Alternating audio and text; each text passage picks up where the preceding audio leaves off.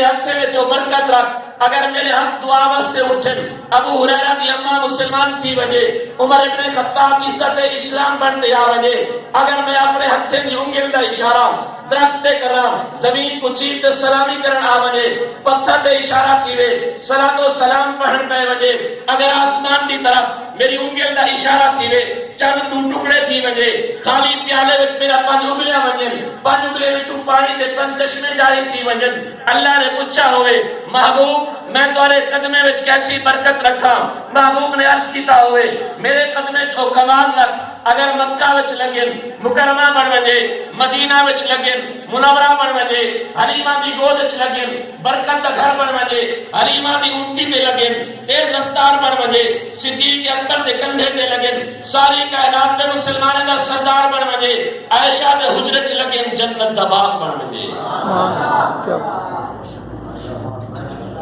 میں جنگلے کو ہے دا تقابل کرے نو